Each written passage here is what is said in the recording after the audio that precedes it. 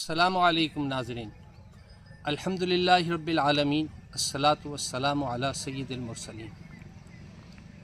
آج ہم عورتوں کی ایک ایسی بیماری کے بارے میں ڈسکس کریں گے جو کثرت سے پھیلی ہوئی ہے۔ اس کا نام PCOD ہے اور PCOS ہے۔ یہ بیماری بہت کثرت سے پھیل رہی ہے۔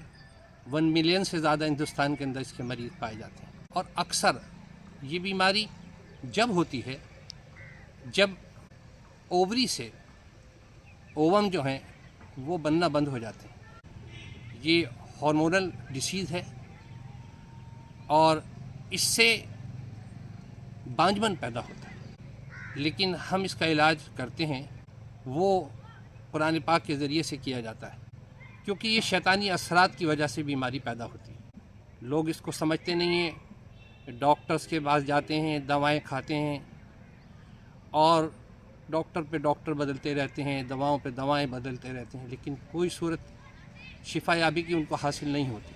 لیکن الحمدللہ ہمارے پاس جو مریض آتے ہیں، چونکہ یہ شیطانی اثر سے ہوتی ہے تو ہم ان شیطانی اثرات کو ختم کر دیتے ہیں اور الحمدللہ مریض شفا یاب ہو جاتے ہیں۔ اس بیماری کی علامت میں ایک یہ بھی ہے کہ جب یہ شیطانی اثرات سے پیدا ہوتی ہے تو مریضہ کو خواب میں سانپ نظر آتے ہیں، پانی نظر آتا ہے، گوشت نظر آتا ہے، شانوں پر اور سر پر بہت وزن محسوس ہوتا ہے، کمر میں درد، پیروں میں درد محسوس ہوتا ہے۔